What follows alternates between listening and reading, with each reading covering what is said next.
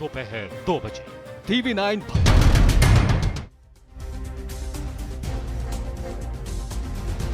खबरों के सिलसिले को आगे बढ़ाते हैं, वक्त हो गया न्यूज टॉप 9 का।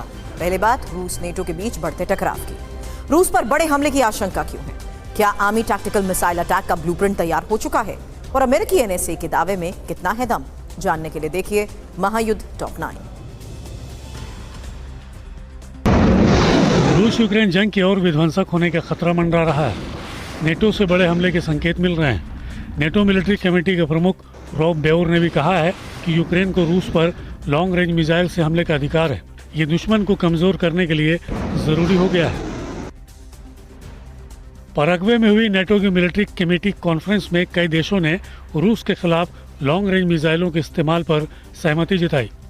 सूत्रों के मुताबिक मीटिंग में मौजूद चेक रिपब्लिक के चीफ ऑफ जनरल स्टाफ रेहका ने कहा कि अब ये यूक्रेन को तय करना है कि वो हथियारों का इस्तेमाल कैसे करे। नेटो की मिसाइलों से रूस पर हमले का ब्लूप्रिंट भी तैयार हो चुका है। रॉयटर्स की एक रिपोर्ट में दावा किया गया है जिसके मुताबिक यूक्रेन ने नेटो और अमेरिका को रूस में टारगेटेड अटैक की पूरी लिस्ट सौंपी है। मॉस्को और सेंट पीटर्सबर्ग पर बड़े हमले का प्लान है।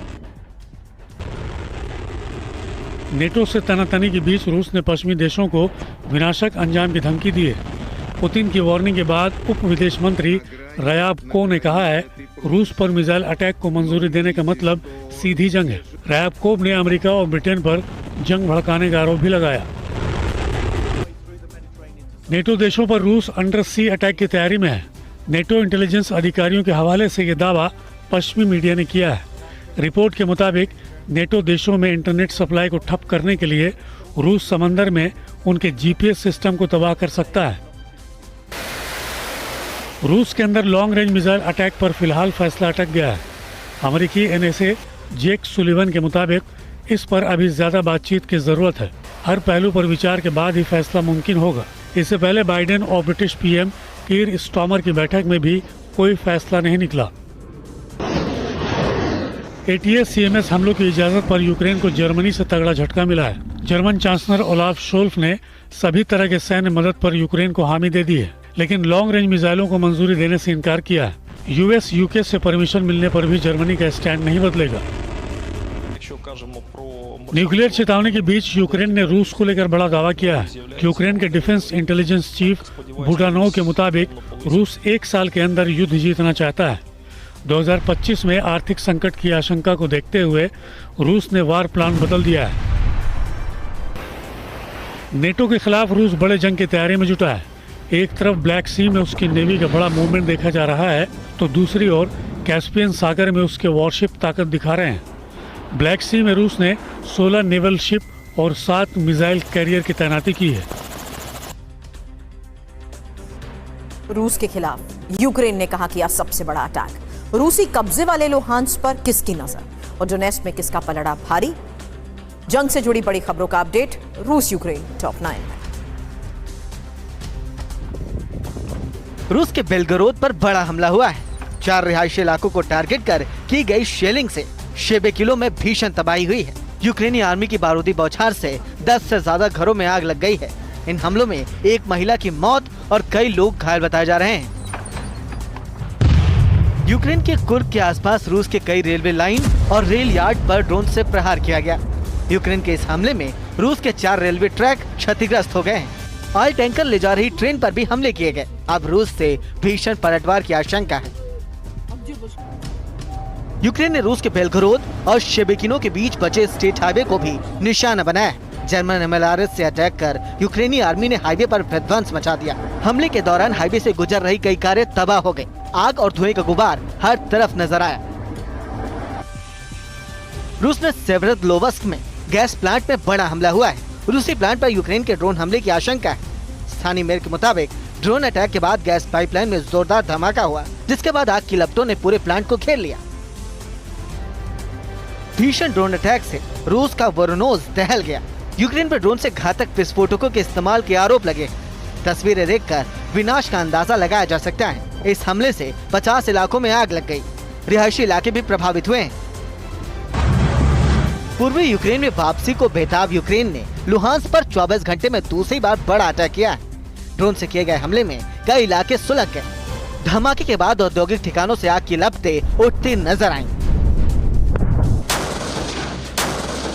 रूसी कब्जे वाले क्षेत्रों से यूक्रेन की सेना लॉन्ग रेंज शेल्फ प्रोपेट गनों से हमले कर रही है। ताजा वीडियो में यूक्रेनी आर्मी डेनमार्क से मिले 18 बहुदाना आर्टिलरी से अटैक करती दिखाई दी।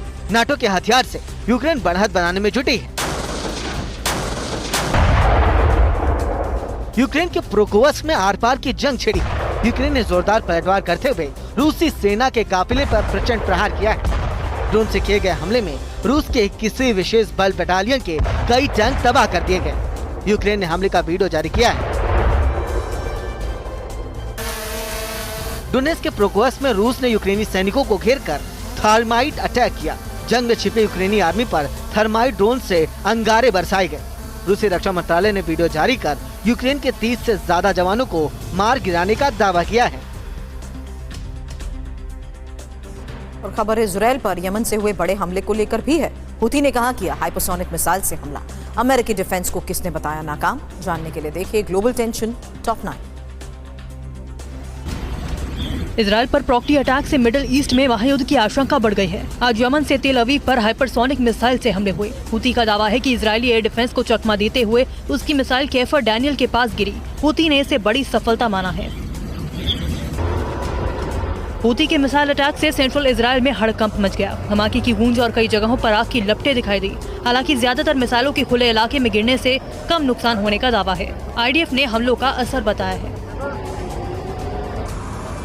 हुती ने पहली बार सेंट्रल इजरायल में बैलिस्टिक मिसाइल से अटैक किया। अभी तक ऐसे हमले सिर्फ दक्षिण इजरायल में देखे गए थे। आईडीएफ के मुताबिक दक्षिण इजरायल में यमन से आज भी कई ड्रोन दागे गए, लेकिन टारगेट से पहले ही वो तबाह कर दिया गया।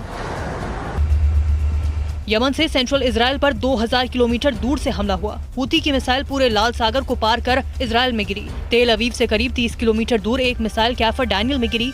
हुती का दावा है कि रेड सी में मौजूद अमेरिकी एयर डिफेंस को भी इसकी भनक नहीं लगी। हुती के मिसाइल अटैक से तेल अवीव में भारी दहशत है। लेबनानी मीडिया के दावे के मुताबिक हुती की एक मिसाइल तेल अवीव के रेलवे स्टेशन के पास गिरी, जिससे बड़े इलाके में आग लग गई। हमले के बाद पूरा इलाका अलर्ट सायरन से गूंज उठा। सायरन की आवाज सुनी आपने? हुती के मिसाइल अटैक के बाद पूरे तेल अवीव में इसी तरह एयर रेड अलर्ट रहा। तेल अवीव से सटे दूसरे शहरों में भी हुती के हमले को लेकर एयर अलर्ट कर दिया गया। लोगों से बम शेल्टर्स में जाने की अपील की है। इजरायल पर हमले को लेकर यमन मीडिया पर बड़ा दावा किया गया, जिसके मुताबिक इजरायल के आयरन डोम हुती के बैलिस्टिक अटैक को रोकने में नाकाम रहे। दावा है कि आईडीएफ ने हमले को रोकने के लिए 22 आयरन डोम मिसाइलें लॉन्च की, लेकिन सभी नाकाम रही।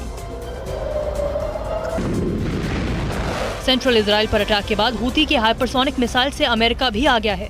पहली बार जून में हुती ने हाइपरसोनिक मिसाइल हासिल करने का दावा किया था, तब सबने इसे प्रोपेगेंडा माना था। ईरान से हुती को मिसाइल मिलने की आशंका है। तेल अवीव पर हमले के बाद हुती ने इजरायल और अमेरिका को गंभीर अंजाम की चेतावनी दी। यमन के रक्षा मंत्री ने कहा कि समंदर के बाद अब जमीन पर हराएंगे। हुती से टक्कर लिया है तो अब बर्बाद होने के लिए तैयार रहें। और अब गाजा लेबनान फ्रंट पर जारी जंग से जुड़ी बड़ी खबरों का अपडेट वॉर जोन टॉप 9 में। इजराइल पर हुती के साथ आज हिजबुल्लाह का भी कहर बरपा। गलीली से लेकर गोलान हाइट्स तक हिजबुल्लाह ने 50 से ज्यादा रॉकेट अटैक किए। इजरायली सैन्य बेस को टारगेट कर किए गए इन हमलों से कई जगहों पर आग लग गई। हालांकि आईडीएफ ने कई रॉकेट्स मार गिराने का दावा किया है। इजराइल के मेतुला में हिजबुल्लाह का सुसाइड ड्रोन अटैक देखने को मिला।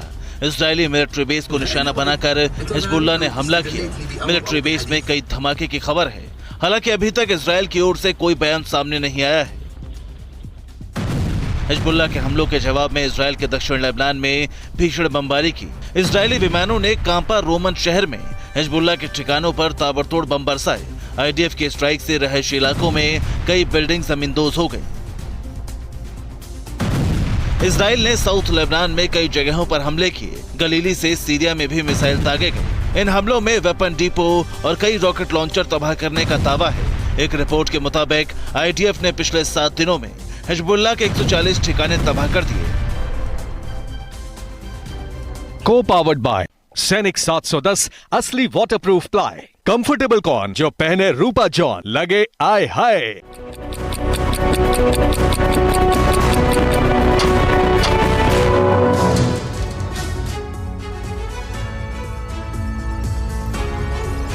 नमस्कार, आपके साथ मैं हूं गौरव अग्रवाल। आप देख रहे हैं प्राइम टाइम का number 1 show super prime time. शुरुआत इस वक्त की बड़ी खबर के साथ करते हैं। हूती प्रमुख की इजरायल को धमकी, 15 सितंबर से बड़े हमले होंगे, ये कहा है हूती ने। इजरायल के हर शहर पर हमले होंगे, ये हूती ने इजरायल को एक बड़ी धमकी दी है। तो अरब महासंग्राम का बिगुल बज चुका है। ईरान के समर्थन से चलने वाले प्रॉक्सी संगठनों ने 15 सितंबर की सुबह इजरायल पर विनाशक हमले किए। हूती, हिजबुल्ला और हमास ने एक साथ इजरायल पर धावा बोला है। पहली बार इजरायल पर हाइपरसोनिक मिसाइल से हमला किया गया है और इजरायल के सभी डिफेंस सिस्टम इसे रोकने में नाकाम रहे हैं। यह हमला यमन से हूती संगठन ने किया है। 3 मोर्चों से तेल अवीव पर हमले होने के बाद इजरायल ने हूती और हिजबुल्ला के खिलाफ बड़े ऑपरेशन का ब्लूप्रिंट तैयार कर लिया है। देखिए कैसे हूती हिज्ब के हमले और इजरायल के पलटवार अरब में महायुद्ध की चिंगारी भड़का सकते हैं।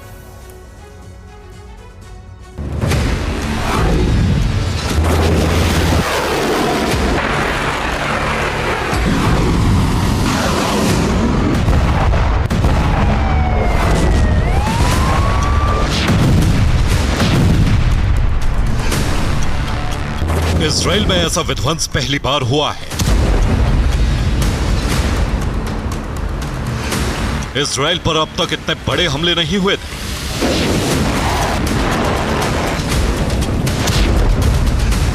हूती के हाइपरसोनिक बैलिस्टिक मिसाइल हमलों से पूरे इजराइल में सायरन गूंजने लगे।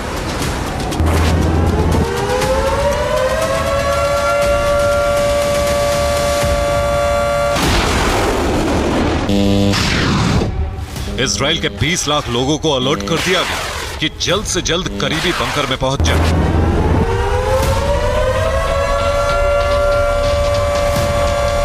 आसमान में मंडरा रहा खतरा किसी भी वक्त जमीन पर गिर सकता है।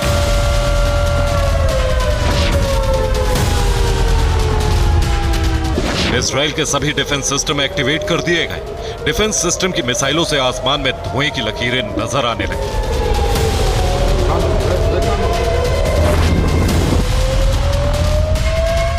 लेकिन इजराइल के डिफेंस सिस्टम हूती की मिसाइल को रोक नहीं पाए। मिसाइलों के टुकड़े जगह जगह गिरने लगे और जगह जगह आग लग गई।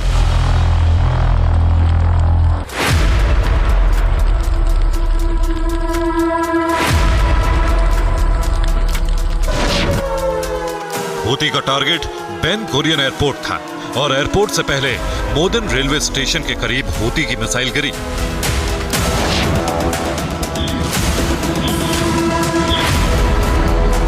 ट्रेन स्टेशन के कई इलाकों में विस्फोट के बाद मिसाइल के टुकड़े फैल गए और आग लग गई।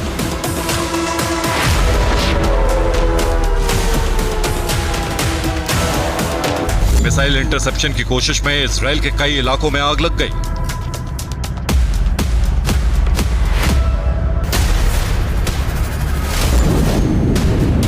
हूती की मिसाइल तेल अवीव के बेन गुरियन एयरपोर्ट से 6 किलोमीटर पहले गिरी।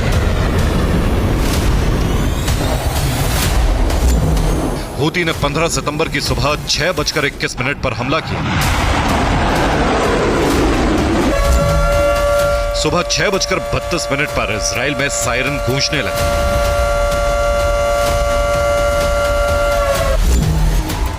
इजरायली सेना ने इस मामले की जांच के आदेश दिए हैं।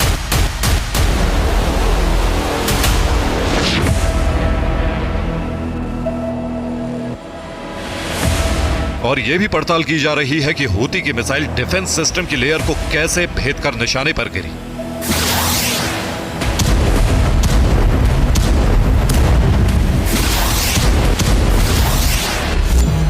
तेल अवीव की सुरक्षा में इजराइल ने 3 लेयर डिफेंस सिस्टम तैनात किए हैं।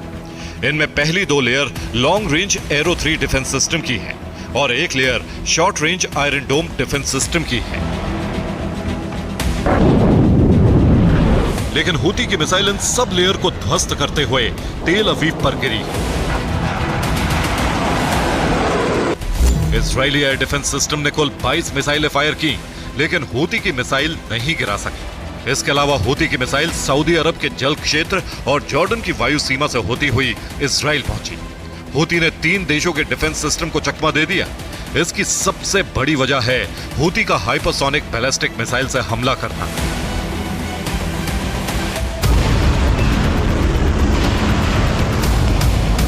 इजराइल पर पहली बार हाइपरसोनिक मिसाइल से हमला किया गया है और इसीलिए इजराइल के डिफेंस सिस्टम इस मिसाइल को पकड़ नहीं पाए।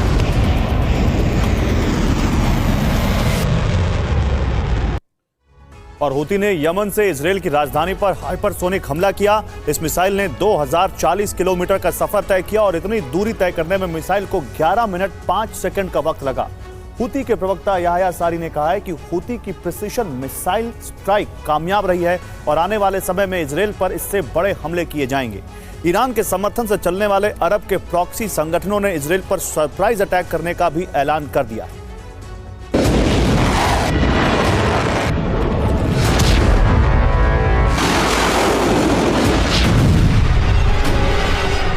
हाइपरसोनिक हमले के बाद इजरायली मीडिया ने भी इस हमले की पुष्टि की।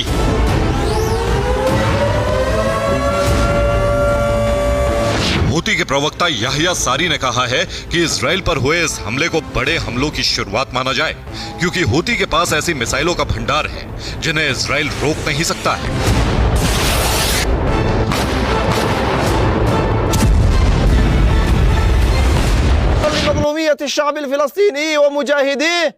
نفذت القوة الصاروخية في القوات المسلحة اليمنية بعون الله تعالى عملية عسكرية نوعية استهدفت من خلالها هدفا عسكريا للعدو الإسرائيلي।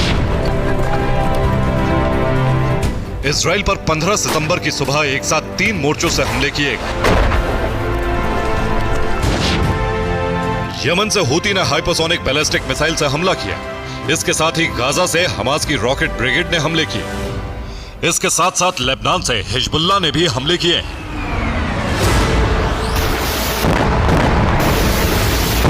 ये हिजबुल्लाह के हमलों की तस्वीरें। हिजबुल्लाह ने दावा किया है कि इजराइल के 8 मिलिट्री बेस पर 15 सितंबर की सुबह रॉकेट बरसाए गए।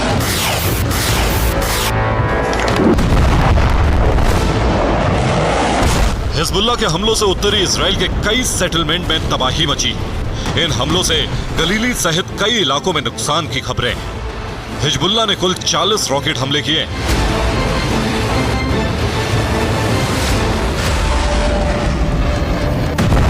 हिजबुल्लाह के साथ साथ हमास ने भी गाजा से रॉकेट लॉन्चरों का इस्तेमाल करते हुए इजराइल पर हमले किए।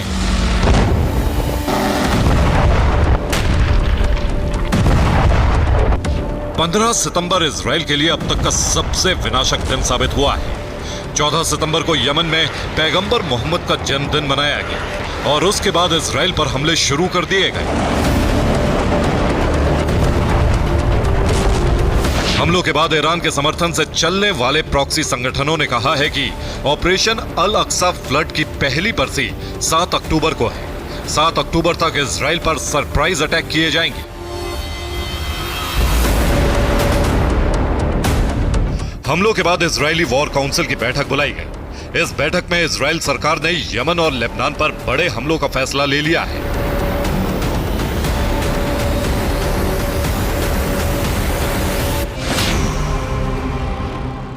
प्रधानमंत्री नेतन्याहू ने कहा है कि यमन में हूती के ठिकानों पर बड़ी स्ट्राइक की जाएंगी। इसके साथ ही दक्षिण लेबनान के वज्जानी में इजराइल ने रेड अलर्ट जारी कर दिया है। वज्जानी के नागरिकों को घर खाली करने के आदेश दिए गए हैं। माना जा रहा है इजराइल जल्दी लेबनान में ग्राउंड ऑपरेशन शुरू करने वाला है।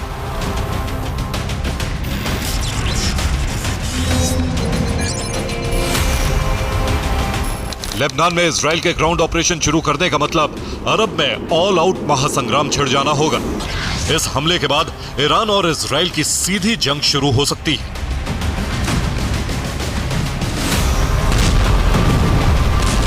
Bureau report, TV9 Bharatvarsh.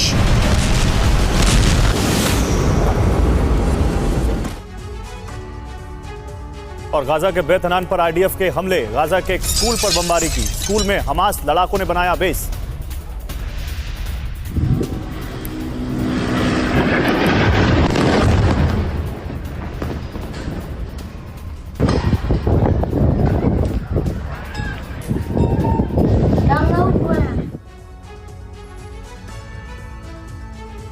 तो यूक्रेन के हमलों से रूस में बारूदी बवंडर आ चुका है। 5 से ज्यादा इलाकों में ड्रोन वर्षा से रूस दहल गया है, जबकि यूक्रेन ने धमकी दी है कि यह सिर्फ विध्वंस का ट्रेलर है, बर्बादी की पूरी पिक्चर बाकी है। ज़ेलेंस्की के इस जोश के पीछे की बड़ी वजह है यूक्रेन को लॉन्ग रेंज हथियार रूस में इस्तेमाल करने की मंजूरी गुप्त रूप से मिल चुकी है। हालांकि अगले हफ्ते ज़ेलेंस्की के अमेरिकी दौरे पर इस मामले में फाइनल मुहर भी लग जाएगी, यानी ज़ेलेंस्की अमेरिका से रूस में तबाही का ग्रीन सिग्नल लेकर लौट सकते हैं। इस बीच क्रेमलिन ने नेटो देशों पर हमले के लिए एक गठबंधन तैयार किया है, जिसमें रूस के अलावा चीन, नॉर्थ कोरिया और ईरान है। उनसे मिले हथियारों का इस्तेमाल यूक्रेन में कर रहा है, जिससे हथियारों की मारक क्षमता का टेस्ट हो सके।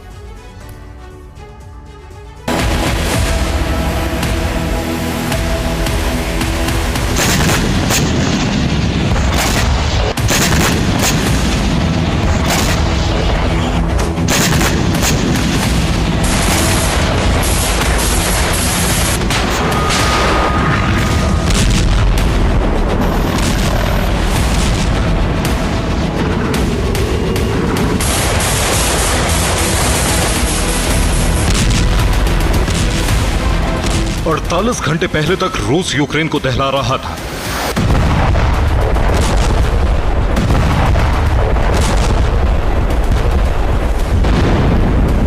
लेकिन जब यूक्रेन ने पलटवार किया तो रूस धधकने लगा।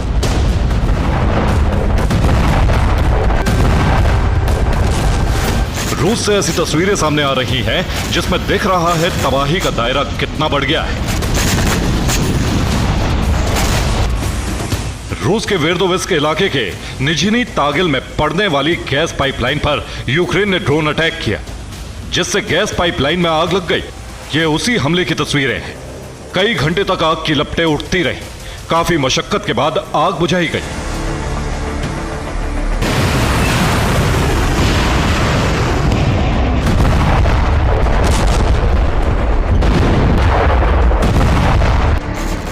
दरअसल यूक्रेन ने 24 घंटे पहले कीव पर हुए हमले का बदला लिया है।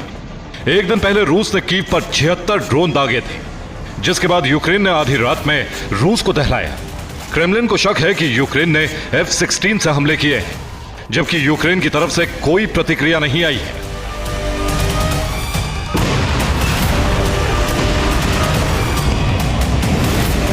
पिछले कुछ वक्त में यूक्रेन की हिमाकत लगातार बढ़ी, क्योंकि ज़ेलेंस्की को अंदाजा हो चुका है कि यूक्रेन को लॉन्ग रेंज हथियार मिल सकते हैं। वैसे भी कई नाटो देश लंबी दूरी के हथियार देने के पक्ष में हैं। उधर अगले हफ्ते ज़ेलेंस्की अमेरिकी दौरे पर जा रहे हैं, जहां इस फैसले पर अंतिम मोहर लगेगी। फैसला यूक्रेन के पक्ष में होगा, इसे लेकर ज़ेलेंस्की आश्वस्त लगते हैं, और यह उसी का असर है कि रूस पर लगातार हमले किए जा रहे हैं। Moscow region, Saint Petersburg, Kursk, Belgorod और वोरोनिश में हमले किए गए।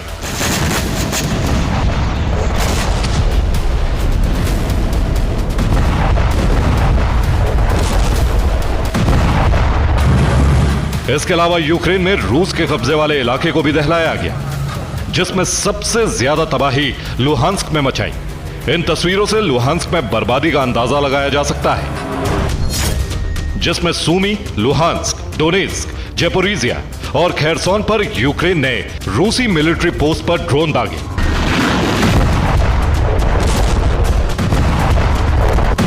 लेकिन सबसे ज्यादा तबाही रूस के शहरों में मचाई, खासतौर से बॉर्डर के पास वाले इलाके टारगेट पर थे।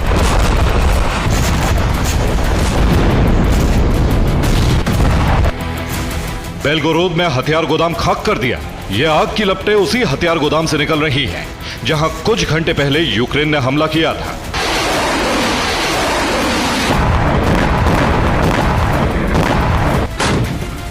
कुर्स्क में यूक्रेनी सैनिक लगातार आगे बढ़ रहे हैं। इस दौरान रूसी सैनिकों की मिलिट्री पोस्ट को उड़ा रहे हैं।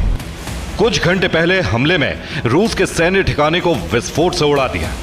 इस दौरान कई रूसी सैनिकों के मारे जाने की भी खबर है।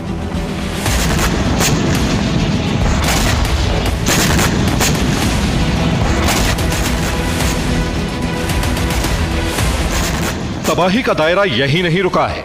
अब यूक्रेन एनर्जी सेक्टर के अलावा उन ठिकानों को तबाह कर रहा है जहां रूस ने हथियार रखे हैं।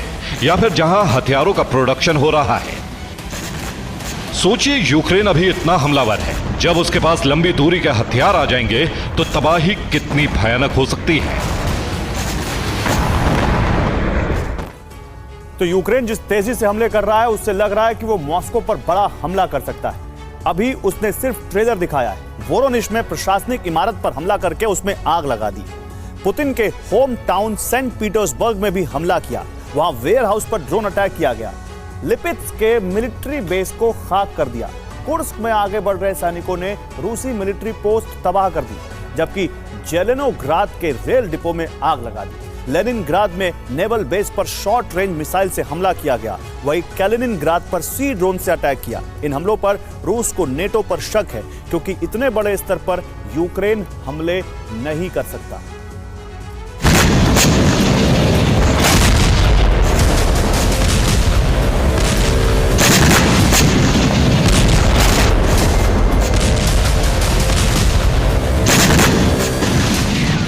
यूक्रेन रुक नहीं रहा है। दरअसल यूक्रेन लॉन्ग रेंज मिसाइल की डिमांड इसलिए भी कर रहा है कि वो आर्कटिक तक रूस के न्यूक्लियर बेस को उड़ा सके। यूक्रेन के प्लान का अंदाजा रूस को हो चुका है, इसलिए रूस ने बड़ी तैयारी शुरू कर दी है। रूस युद्ध में नए ड्रोन उतारने वाला है। उसने long range drone harpy A1 का प्रोडक्शन भी शुरू कर दिया है। 2500 यूनिट तैयार भी कर ली है। इस ड्रोन की रेंज 1500 किलोमीटर है। खास बात यह कि इस ड्रोन में चीन से आए पार्ट्स लगे हैं।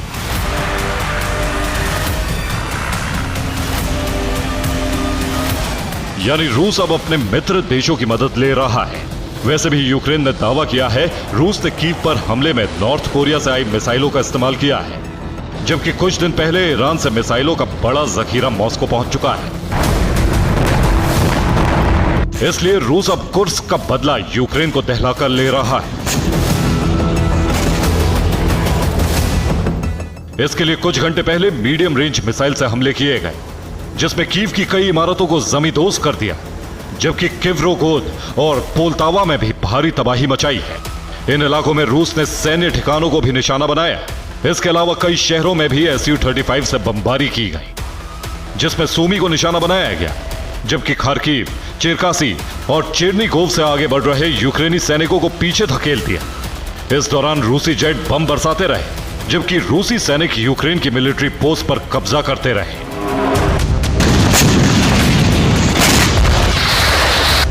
रूस के हमले को देखते हुए ज़ेलेंस्की चाहते हैं जल्द से जल्द लंबी दूरी का हथियार मिले, जिससे मुकाबला किया जा सके।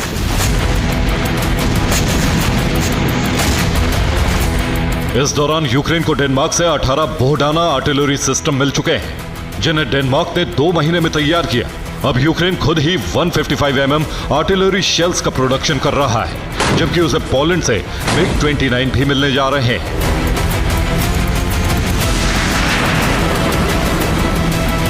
यानी ज़ेलेंस्की एक लंबे युद्ध की तैयारी के लिए हथियार जमा कर रहे हैं। जैसे ही लंबी दूरी के हथियार उसे मिलेंगे, वो F-16 और लॉन्ग रेंज मिसाइल से रूस पर हमला कर सकता है।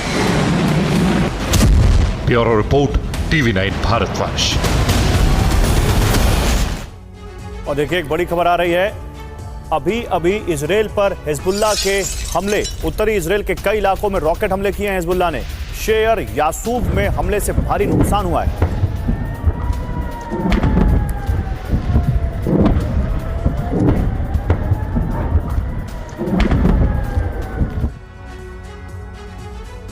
और कुर्स्क में यूक्रेन के पास अब 2 विकल्प हैं। यूक्रेन या तो कुर्स्क में सरेंडर कर दे या फिर रूसी सेना के खिलाफ अभियान को और तेज करे। कुर्स्क में 30 से अधिक गांवों को गंवाने के बाद ज़ेलेंस्की ने युद्ध की नई रणनीति बनाई है।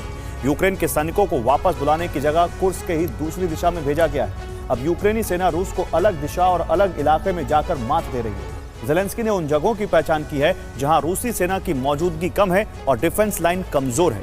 यही वजह है कि कुर्स्क में एक बार फिर घुसपैठ मुमकिन हो सकी।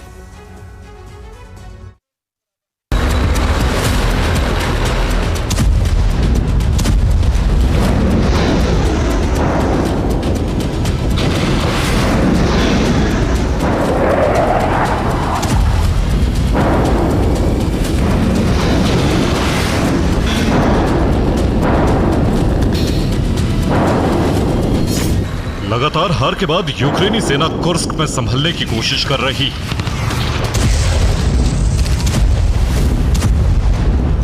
तीन 3000 से अधिक सैनिकों को गंवाने के बाद यूक्रेनी फौज बेहद खूंखार हो चुकी है।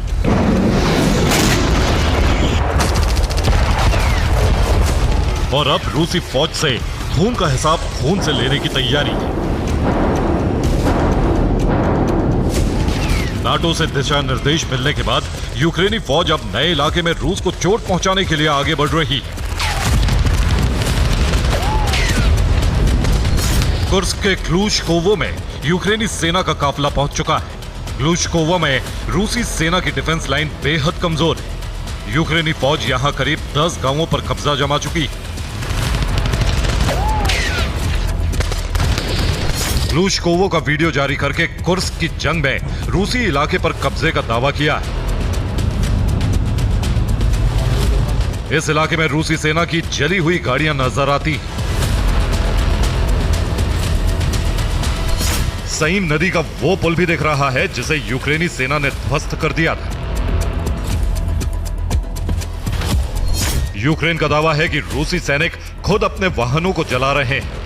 रूसी सैनिक अपने ही इलाकों को लूट रहे हैं। यूक्रेनी सेना इस इलाके में कब्जा करती हुई आगे बढ़ रही है।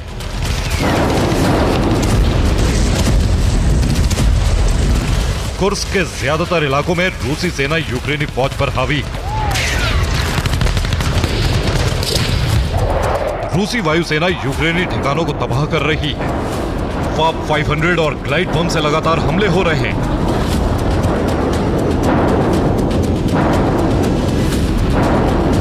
कुर्स्क की जंग पर नाटो देशों की नजर है। अमेरिकी सैटेलाइट से कुर्स्क पर नजर रखी जा रही है। पेंटागन से ज़ेलेंस्की को लगातार दिशा निर्देश मिल रहा है। कुर्स्क में यूक्रेन की सेना की मदद के लिए कीव से पेंटागन तक लगातार रणनीति बन रही है। रूसी सेना को रोकने और चकमा देने के लिए यूक्रेन की कुछ खास बटालियन को तैयार किया गया है। पिछले हफ्ते सोमवार से यूक्रेन ने नई रणनीति पर काम करना शुरू कर दिया था। यूक्रेन के सीक्रेट पॉइंट पर सैनिकों को जमा किया गया। कुर्स्क की सीमा के करीब टैंक और आर्टिलरी की तैनाती की गई।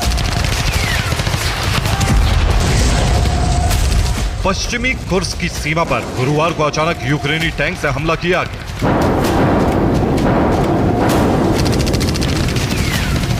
यूक्रेन के कई ड्रोन इस इलाके में लॉन्च किए गए और उसके बाद फाइनल ऑपरेशन की शुरुआत की गई। यूक्रेन की गोलाबारी से रूसी सैनिकों को पीछे हटना पड़ा। यूक्रेनी ड्रोन से पश्चिमी कुर्स्क की सीमा की रेकी की गई। फिर कुर्स्क की सीमा में यूक्रेनी सेना का ऑपरेशन शुरू हुआ। गुरुवार को यूक्रेनी सेना को बड़ी कामयाबी मिली। यूक्रेन से यूक्रेनी सेना के जवान कुर्स्क के पश्चिमी हिस्से में दाखिल होने लगे। रूस की तमाम तैयारियां धरी की धरी रह गई और यूक्रेनी सेना की गाड़ियां कुर्स्क में दाखिल हो गई। आपको इस ऑपरेशन की पूरी डिटेल दिखाते हैं। तो यूक्रेन की सीमा से यूक्रेन की 2 बटालियन कुर्स्क में घुसी हैं। ये यूक्रेन आर्मी का खोर्न ग्रुप है। खोर्न ग्रुप ने सीमा पर रूसी सुरक्षा घेरा को तोड़ा है। 6 अगस्त जैसे यूक्रेनी सेना कुर्स्क में घुसी थी वैसे ही घुसपैठ हुई है। यूक्रेन का खोर्न ग्रुप रूसी सेना पर हमला करते हुए आगे बढ़ रहा है। खोर्न ग्रुप ने घुसपैठ के बाद रूसी सेना पर हमला किया जिसमें 6 रूसी सैन्य वाहन नष्ट हो गए। एक टैंक भी भस्म हो गया और कई रूसी सैनिकों की मौत हुई। कुर्स्क में खोर्न ग्रुप का प्रचंड प्रहार शुरू हो गया है और रूसी सेना को भारी नुकसान उठाना पड़ा है। रिपोर्ट के मुताबिक यूक्रेनी खोर्न ग्रुप जिस इलाके में है वहां 8000 रूसी सैनिक घिर गए। दोनों देशों के सैनिकों के बीच भीषण युद्ध चल रहा है।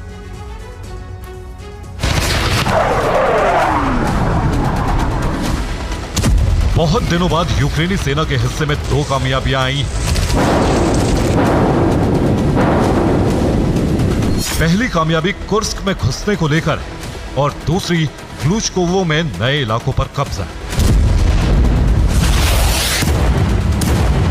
हालांकि ये दोनों यूक्रेन के दावे।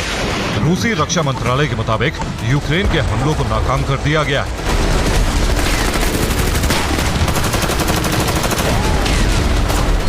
रूस का दावा है कि कुर्स्क में रूसी वायुसेना को बड़ी कामयाबी मिली।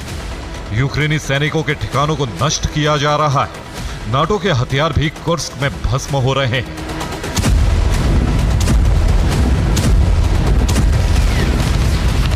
रूस का दावा है कि कुर्स्क की सीमा को सील कर दिया गया है और अब यूक्रेनी सेना न पीछे जा सकती है और न ही कुर्स्क में आगे बढ़ सकती है। रिपोर्ट के मुताबिक तमाम रास्ते बंद होने के बाद ही यूक्रेनी फौज ग्लूचकोवो की तरफ गई।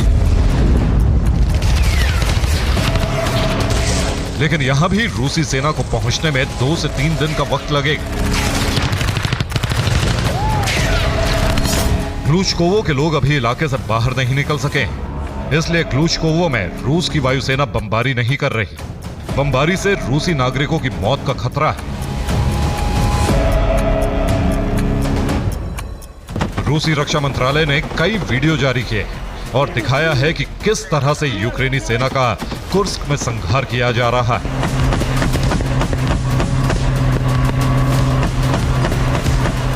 नाटो के तमाम वाहन कुर्स्क में कितने कमजोर साबित हो रहे हैं। सूमी पर भी रूसी सेना के हमले जारी। सूमी में यूक्रेनी आर्टिलरी को नष्ट किया जा रहा है। सूमी से यूक्रेन कुर्स्क पर लगातार गोलाबारी कर रहा है।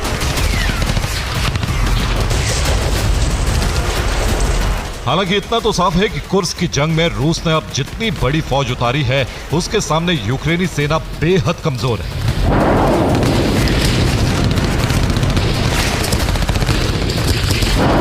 कुर्स्क में यूक्रेनी सेना के पास एयर डिफेंस के तौर पर कुछ भी नहीं है।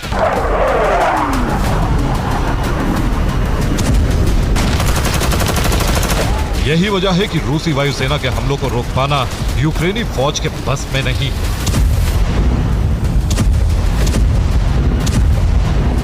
जमीन पर भले ही यूक्रेनी सेना कामयाबियां हासिल कर ले, लेकिन रूस की हवाई शक्ति से बच निकलना यूक्रेनी सेना के लिए बेहद मुश्किल है। Bureau report, TV9 Bharatvarsh. और कुछ देर पहले खार्किव में रूस ने एक भीषण बमबारी की है। खार्किव के रिहायशी इलाके में रूस का हमला। 2 घंटे से जल रही है रिहायशी इमारत। रूस के हमले में 30 से ज्यादा लोग घायल हो गए।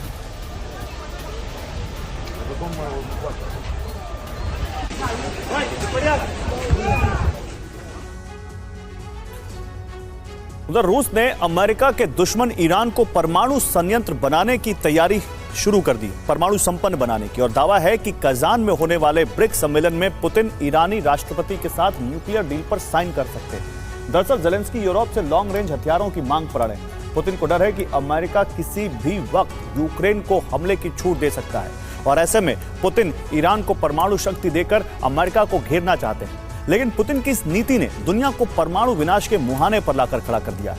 कैसे, इस रिपोर्ट में देखिए।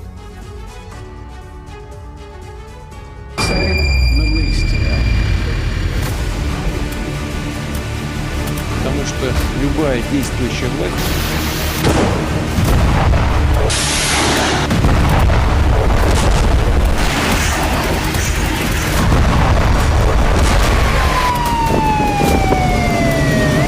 जिस मीटिंग का इंतजार यूक्रेनी राष्ट्रपति को था, वो 24 घंटे पहले खत्म हो चुकी।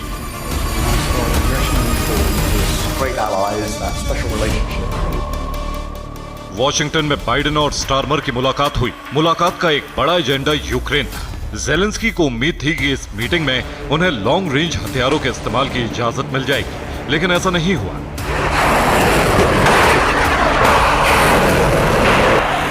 Foreign Secretary, did you persuade the American president to allow President Zelensky to fire missiles into Russian territory? Well, we've had a long and productive discussion on a number of fronts, including Ukraine, as you'd expect, the Middle East, and the Indo-Pacific. Talking strategically about tactical decisions. This isn't about a particular decision, and we'll obviously. Britain के राष्ट्रपति की माने तो चर्चा Ukraine पर जरूर हुई, लेकिन लॉन्ग रेंज मिसाइलों को लेकर कोई बात नहीं हुई।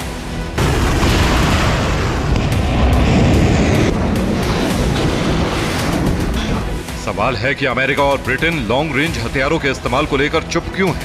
दरअसल इसकी वजह है कि दुनिया में होने वाले महाविनाश का डर।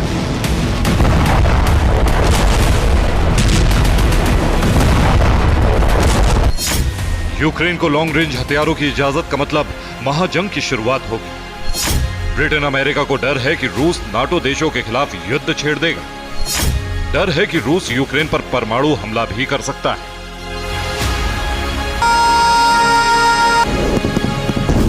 इस डर की वजह रूस की वो धमकी है जो उसने संयुक्त राष्ट्र संघ के मंच से दी।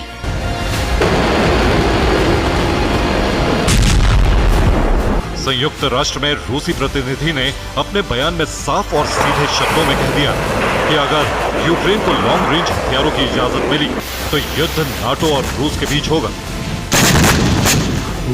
Неонацистский режим давно бьет по нашей территории, за пределами зоны боевых действий, устраивает теракты в отношении мирного населения, гражданской инфраструктуры нашей страны.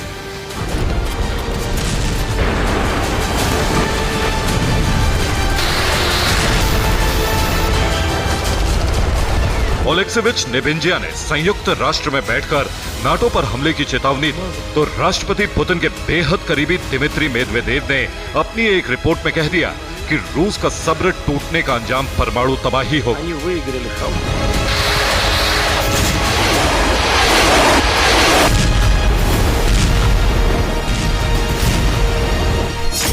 रूस दुश्मन के हमलों के जवाब में परमाणु हथियारों का उपयोग नहीं करता है। हम इस तरह के हमलों से पैदा होने वाले खतरे को जानते हैं। फिलहाल मॉस्को धैर्य दिखा रहा है, लेकिन यह खत्म हो सकता है। उम्मीद है पश्चिमी देश समझते हैं कि रूस क्या कर सकता है।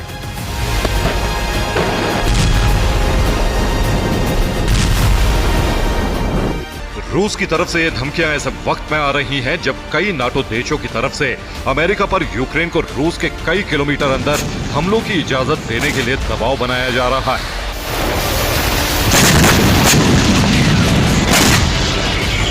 बीते हफ्ते जर्मनी और पोलैंड की तरफ से इस तरह के बयान सामने आए थे। अब ब्रिटेन में भी रूस पर लॉन्ग रेंज हमलों की इजाजत देने की मांग उठ रही है।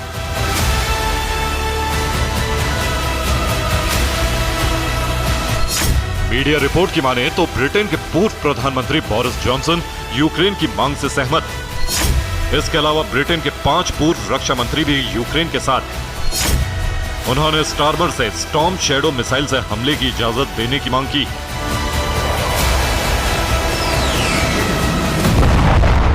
फिलहाल कीर स्टार्मर और बाइडेन इन सभी मांगों को लेकर चुप हैं, लेकिन रूस को शक है कि वॉशिंगटन की तरफ से किसी भी वक्त यूक्रेन की मांगों पर मोहर लग सकती है।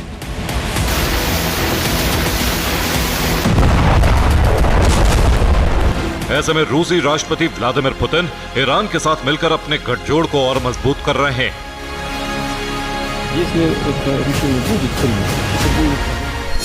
ईरानी राष्ट्रपति मसूद पेजेश्कियान रूस जाने वाले हैं। वो रूस के कजान में होने वाले ब्रिक्स समिट में शामिल होंगे। इस दौरान पुतिन पेजेश्कियान की द्विपक्षीय वार्ता भी होगी। बातचीत के दौरान रूस ईरान के बीच न्यूक्लियर डील पर बात बन सकती है।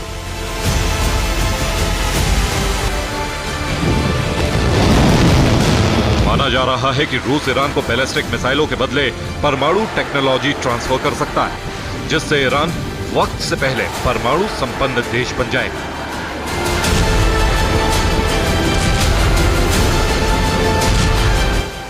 पश्चिम में पैदा होने वाले खतरों को देखते हुए रूस के लिए ईरान का परमाणु संपन्न होना फायदे का सौदा होगा। इसके बदले जहां उसे बैलिस्टिक मिसाइलें मिलेंगी, वहीं अमेरिका पर जंग से दूर हटने का दबाव बढ़ेगा।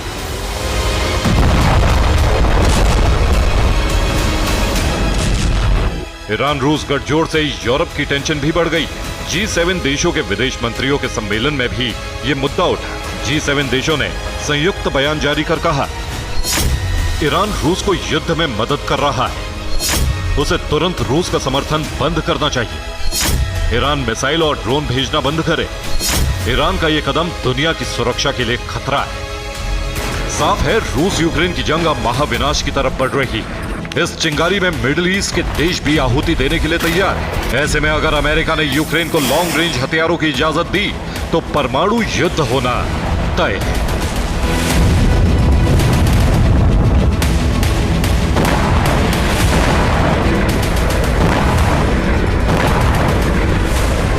Bureau report, TV9 Bharatvarsh.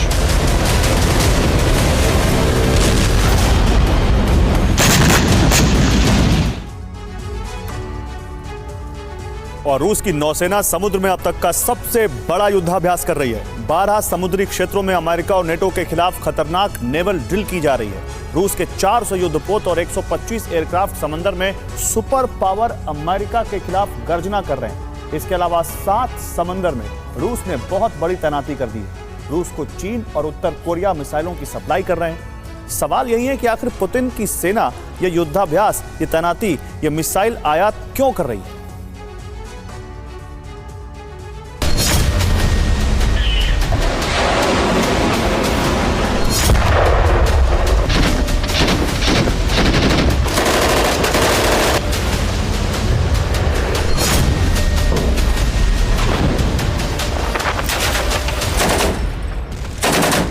रूसी सेना समुद्र में महामंथन कर रही है।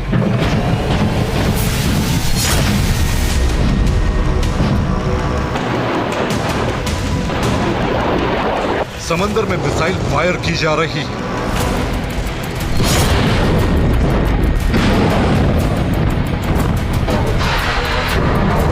तोप और गन से लाइव फायरिंग हो रही है।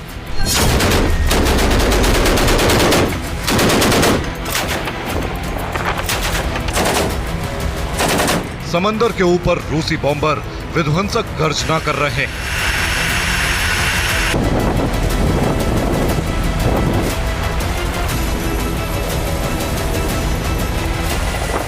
समंदर के ऊपर और समंदर के अंदर भी हमले का अभ्यास हो रहा है।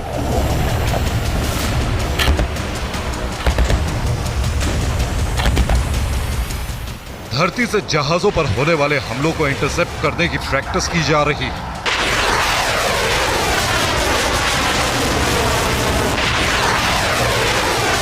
रूसी सेना एक साथ समुद्र में 12 जगहों पर अब तक का सबसे बड़ा युद्ध अभ्यास कर रही है।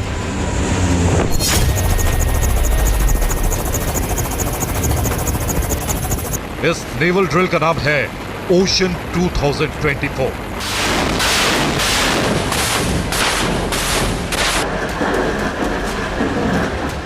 यह अमेरिका और नाटो के खिलाफ रूस की सबसे बड़ी नेवी ड्रिल है।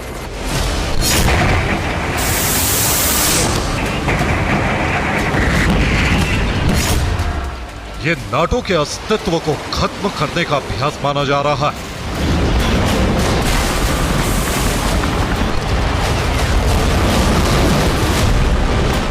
यह युद्ध नहीं, लेकिन युद्ध से कम भी नहीं। रूस 30 साल बाद इतना बड़ा युद्ध अभ्यास कर रहा है और मॉक टारगेट को तबाह किया जा रहा है।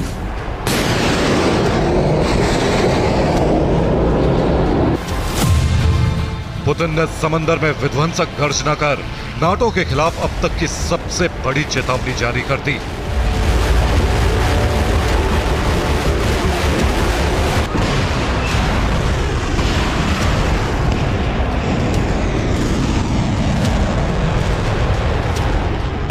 Что за последние 3 десятилетия мы впервые проводим столь масштабные учения на море. Они одновременно пройдут в акваториях Тихого и Северного Ледовитого океана.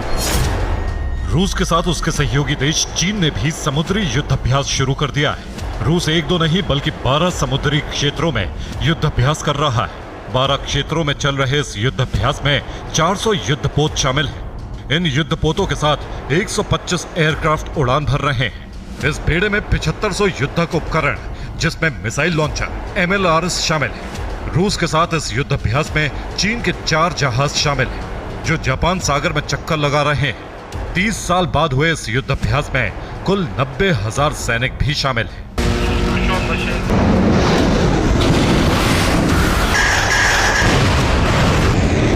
रूसी नेवी एक तरफ अब तक का सबसे बड़ा युद्धाभ्यास कर रही है, तो दूसरी तरफ नाटो और यूरोप के खिलाफ समुद्र में बड़ी तैनाती भी कर रही है। अब यहाँ ये समझने की तैयारी है कि रूस धरती के कौन कौन से हिस्से में अपने वॉरशिप तैनात कर चुका है और उसके टारगेट पर कौन कौन से देश हैं। नॉर्थ सी में रूस के वॉरशिप हैं। यहाँ से रूस यूरोप के जर्मनी, इटली, ब्रिटेन पर हमला कर सकता है। आर्कटिक सागर से रूस नॉर्डिक देशों पर हमले की तैयारी कर चुका है। भूमध्य सागर में भी रूस के वॉरशिप तैनात हैं और यहाँ से अमेरिकी नेवी बेड़े पर हमले कर सकते हैं। कैस्पियन सागर और बाल्टिक सागर में भी रूस ने युद्धपोतों की तैनाती कर दी है। एशिया के मोर्चे पर प्रशांत महासागर और जापान सागर में रूसी सेना मौजूद है। जापान सागर में चीन के जहाज भी रूस के साथ हैं।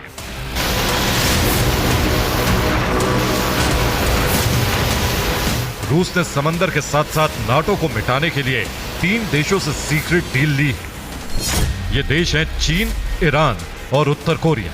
ये तीनों देश रूस को बड़ी तादाद में बैलिस्टिक मिसाइलों की सप्लाई कर रहे हैं। रूस बारूद का बड़ा जखीरा तैयार कर रहा है।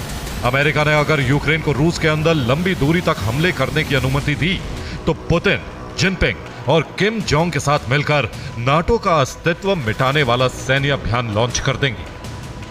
Bureau report, TV9 Bharatvarsh.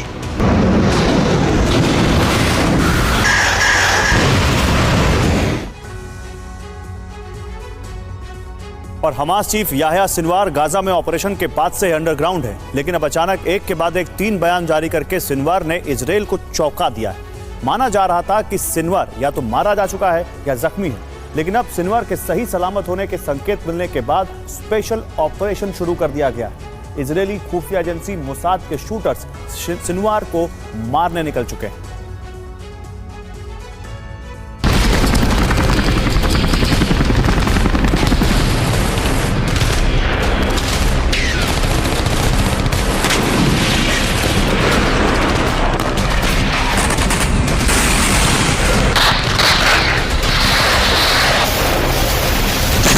Israel की खुफिया एजेंसी इन दिनों एक स्पेशल मिशन पर है।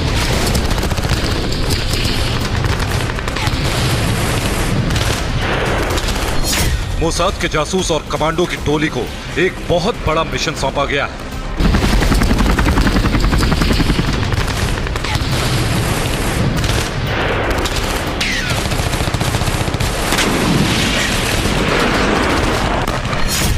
सिर्फ एक इंसान को मारने के लिए 500 से ज्यादा लोगों को इजरायल से रवाना किया गया है। इजरायल ने याह्या सिनवार को मारने का मिशन शुरू किया है। गाजा से लेकर कई देशों में सिनवार की तलाश हो रही है। सिनवार को मारने के लिए कई टीमों का गठन किया गया है।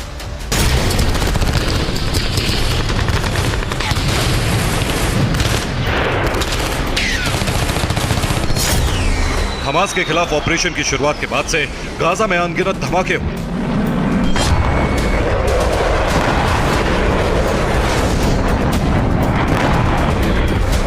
गाजा में कई सुरंगों को नष्ट किया गया।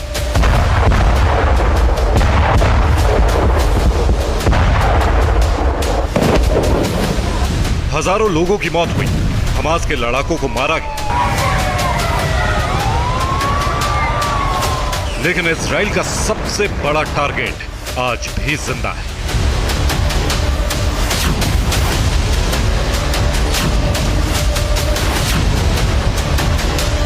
गाजा में युद्ध की शुरुआत के बाद से आज तक ना तो सिनवार को देखा गया, ना ही सिनवार की तरफ से कोई बयान जारी किया गया। इजराइल को अंदेशा था कि सिनवार मारा गया।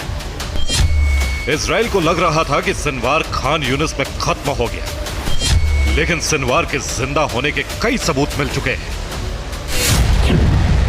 ईरान के एक बेहद सेफ जोन में इस्माइल हानिया की हत्या हुई। इसे अमेरिका और इजराइल का सीक्रेट ऑपरेशन माना गया।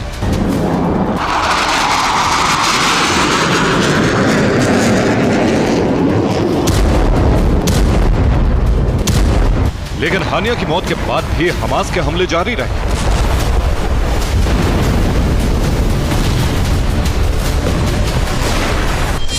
हानिया के बाद सिनवार को हमास का चीफ बनाया गया। पहली बार सिनवार के जिंदा होने का संकेत मिला, लेकिन सिनवार की तरफ से किसी तरह की प्रतिक्रिया नहीं आई।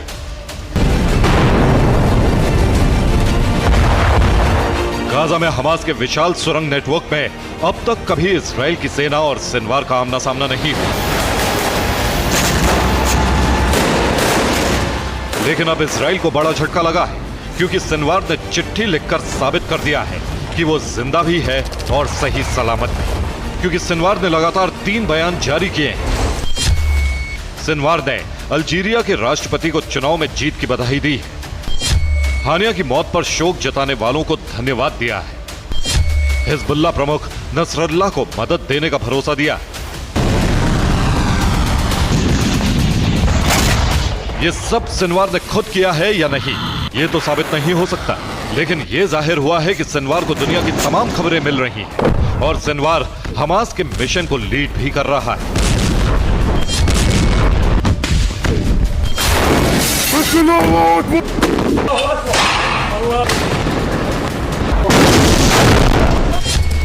यही वजह है कि सिनवार को खत्म करने का ऑपरेशन एक बार फिर शुरू किया गया है, जिसके तहत मोसाद और इजरायली सेना खास अभियान पर निकली है।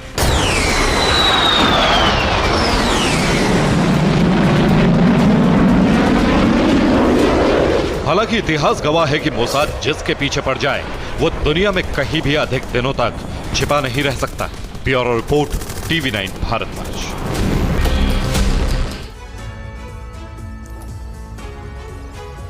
तो अमेरिका में चुनाव है और बाइडेन का सत्ता से जाना तय। माना जा रहा है कि अपने तमाम फैसलों को सही साबित करने के लिए बाइडेन अगले कुछ महीने में बड़े फैसले लेने वाले हैं ताकि रूस युद्ध में काफी पिछड़ सके।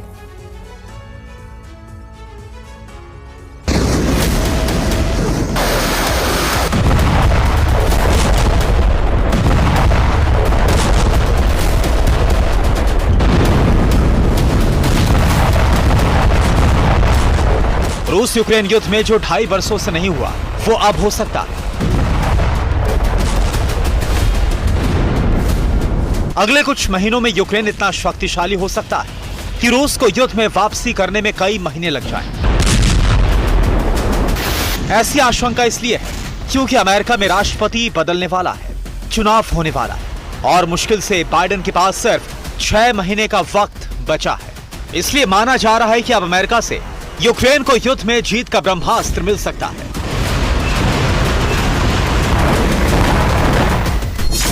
बाइडेन पर अपने कार्यकाल की कामयाबी दिखाने का दबाव है। बाइडेन को सरकार के हर फैसले को सही साबित करना है। बाइडेन को विपक्ष को यूक्रेन मुद्दे पर करारा जवाब देना है। यही वजह है कि सत्ता जाने से पहले बाइडेन कई बड़े फैसले ले सकते हैं। पहला फैसला ATACMS मिसाइलों को लेकर हो सकता है। ATACMS से रूस की जमीन पर हमले की इजाजत मिल सकती है। ATACMS की रेंज 300 किलोमीटर है और यह बेहद शक्तिशाली है। बाइडेन का फैसला युद्ध का रुख बदल सकता है क्योंकि अमेरिका से कई नए हथियार यूक्रेन पहुंचने वाले हैं। अमेरिका में मिसाइल और ड्रोन का प्रोडक्शन बेहद तेज है। बाइडेन नेटो देशों से भी यूक्रेन को बहुत कुछ दिलवा सकता है।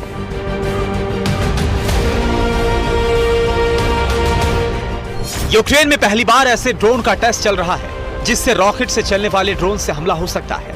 इसी तरह के कई हथियार यूक्रेन पहुंचाए जा रहे हैं।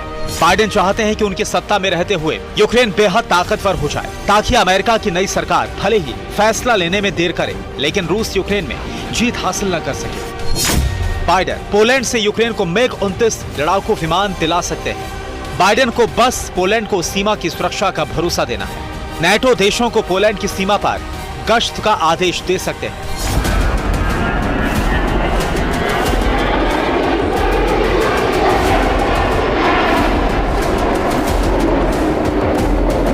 पोलैंड से MiG-29 और ब्रिटेन से स्टॉर्म शैडो मिसाइलों से रूस में हमले की इजाजत दिलाकर बाइडेन यूक्रेन को बड़ी ताकत दे सकते हैं। स्टॉर्म शैडो से 290 किलोमीटर दूर तक प्रहार किया जा सकता है।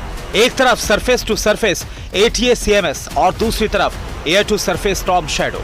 ये दो ऐसे हथियार हैं जो यूक्रेन तक पहुंचाए जा चुके हैं। यूक्रेन में सैनिकों की भारी कमी है। अमेरिका से रोबोटिक हथियार दिए जा सकते हैं। रोबोटिक हथियारों की सप्लाई शुरू भी हो गई है। फ्रंटलाइन पर रोबोटिक हथियार गेम चेंजर बन सकते हैं। हालांकि अगर बाइडेन ने ऐसे फैसले लिए तो नेटो और रूस के बीच जंग भी छिड़ सकती है।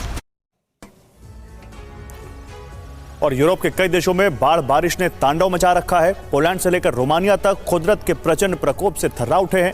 यूरोप में जल कितने देशों में विध्वंस कर रहा है, अब इस रिपोर्ट में दिखाते हैं आपको।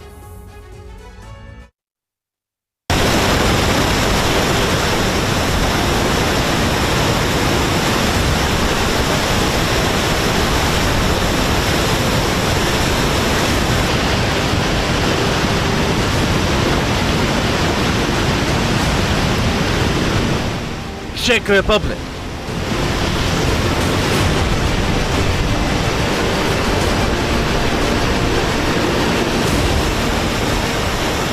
पोलैंड,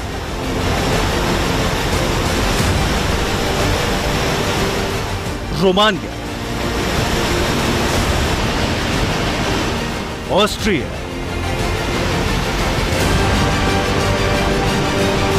देश अलग है, शहर अलग है, लेकिन हालात एक जैसे हैं। यूरोप के ये चारों देश आसमान से बरसी आफत की मार झेल रहे हैं। अचानक आई जोरदार बारिश से यहाँ बाढ़ जैसे हालात बन गए हैं।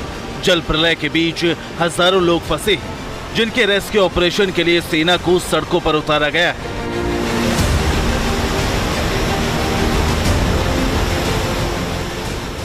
ड्रोन वीडियो में जहां तक आपकी नजर जाएगी सिर्फ पानी ही पानी नजर आएगा। जल प्रलय की तस्वीरें रोमानिया की हैं, जहां बाढ़ की चपेट में आकर 4 लोगों की मौत हो चुकी है।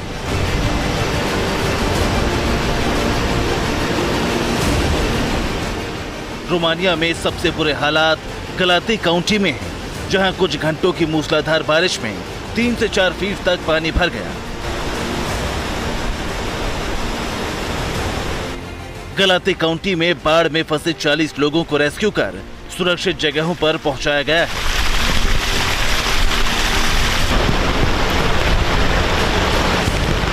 रोमानिया जैसा ही हाल चेक रिपब्लिक का भी है, जहां ज्यादातर नदियां खतरे के निशान से ऊपर बह रही हैं। कई इलाकों में नदियों का पानी किनारों को तोड़ शहरों में घुस चुका है, जिससे सैलाब सड़कों पर दौड़ रहा है। भारी बारिश से हजारों लोग प्रभावित हैं। कई शहरों में पावर कट कर दिया गया है। 63,000 से ज्यादा लोग बिना बिजली के रह रहे हैं। पोलैंड में बीती रात हुई मूसलाधार बारिश की वजह से क्लाड्सको शहर में बाढ़ का खतरा मंडराने लगा है। शहर से बहने वाली नदी उफान पर है। शहर के कई हिस्सों में नदी का पानी उतर आया है। जानकारी के मुताबिक क्लाड्सको शहर में रेस्क्यू ऑपरेशन के लिए 4000 से ज्यादा जवानों को उतारा गया है। Bureau report, TV9 Bharatvarsh.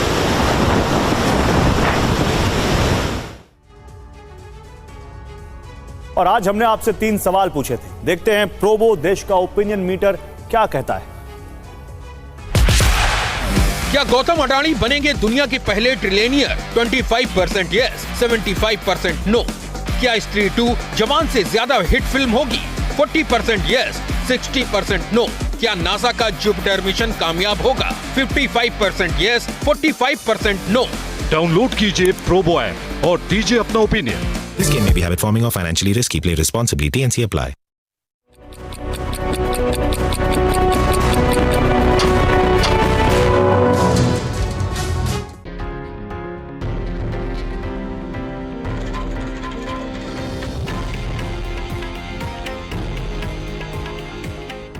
ये है देश का नंबर 1 न्यूज नेटवर्क और आप देख रहे हैं TV9 भारतवर्ष। फिक्र आपकी, परवाह देश की। दोपहर का प्राइम टाइम, सारी बड़ी खबर loud and clear Surabhi Sharma के साथ सोमवार से शुक्रवार दोपहर 2 बजे। TV9 भारतवर्ष, अब तो सब देख रहे हैं, क्या आप नहीं? लोकल हो या ग्लोबल, खबरों का हर angle full and final Nishant Chaturvedi के साथ शाम 4 बजे। TV9 भारतवर्ष, अब तो सब देख रहे हैं, क्या आप नहीं? हर इंटरनेशनल हलचल, सालों से superhit show super prime time Sumera Khan के साथ रात 8 बजे। TV9 भारतवर्ष, अब तो सब देख रहे हैं, क्या आप नहीं? आप पर जिनका असर वैसी ही खबर, परवाह देश की प्रीति रघुनंदन के साथ रात 10 बजे। TV9 भारतवर्ष, अब तो सब देख रहे हैं, क्या आप नहीं? How do you fulfill that promise? Because ultimately expectations have to be met. If you look at the political landscape, is it really changing for women? And what is the inability of the forces that dead bodies surface but not the living people? This is News 9 Live, India's only digital exclusive live stream. For the early adopters, bringing you the news 24/7. for the smart audiences on the smartest TVs. News 9 Live,